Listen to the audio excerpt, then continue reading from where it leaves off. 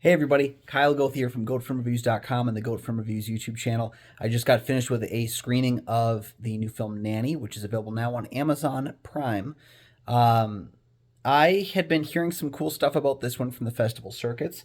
I got a screener from Amazon, so I thought I'd give it a try. And I really liked this little.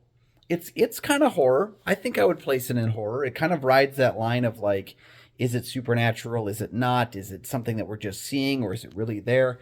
Um, the movie worked really well for me. I think director, I'm hoping I don't butcher the name, or Nikyatu Jusu, directed the film. I've seen nothing from this director before, but really thought this was a great, for me at least, first time viewing a film from this particular filmmaker. Anna Diop plays the lead role of Aisha. Basically, the film follows Aisha, who is an immigrant working for a wealthy white family as a nanny for their child, and she's preparing financially, personally, emotionally, professionally for her son to arrive from Senegal. And it basically, as she's doing this, like, things around her are beginning to unravel. There is a presence in her life that is kind of following her in her day-to-day time, and things are happening that are not quite normal. And Anna Diop plays the lead role. I thought she was amazing. Again, I don't know that I remember seeing her in anything previously.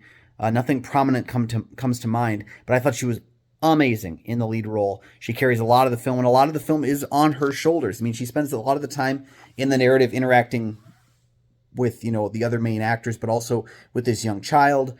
And so a lot of it has to come. Sorry, it's my cat. A lot of it has to come from Anna's performance, and she's really great. Michelle Monaghan plays the matriarch of the wealthy family that Aisha is caring for.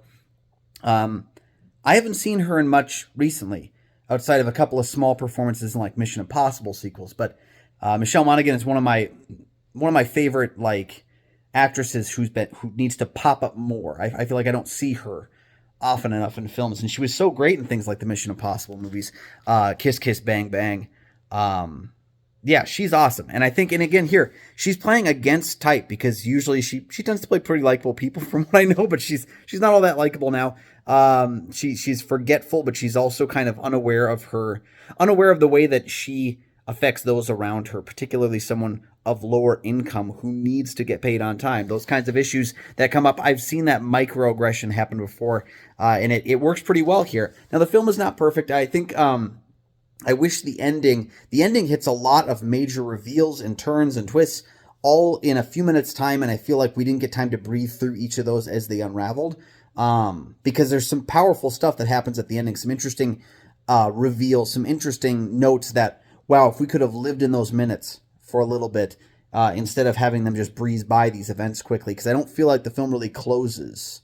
It leaves a lot of openness to narrative pieces that I was more interested in, things that Jusu as a director kind of glosses over, but it's not enough to denigrate a pretty darn solid film. I quite like this one. I think it's definitely worth checking out on Amazon Prime. It's a pretty fast moving movie, actually. I didn't realize it was like, I had to pause to run to the restroom, and I didn't realize the movie's already half over. When I did, I was like, holy crap, like, this thing's just flying by. So I came back and it just breezed through the rest of it as well. It's a very fast paced movie.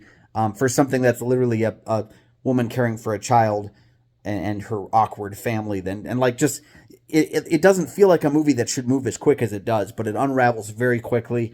And I think it's one that kind of begs to get a rewatch. It won't get an immediate rewatch for me because I got a lot on my plate this month, but maybe in 2023, as the year starts out, I might go back and revisit Nanny and see how it feels, knowing where we end up in the film, how the rest of the film sets up that payoff, because it's a pretty darn solid first feature for me to see from this director, because I think Jusu's done a couple other films that I've never seen, and yeah, I might have to go check those out. So when you see Nanny, please make sure you comment down below what your thoughts on the film come out to be. I'd love to hear your ideas for it as well. It's available right now on Amazon Prime, and Definitely worth your time.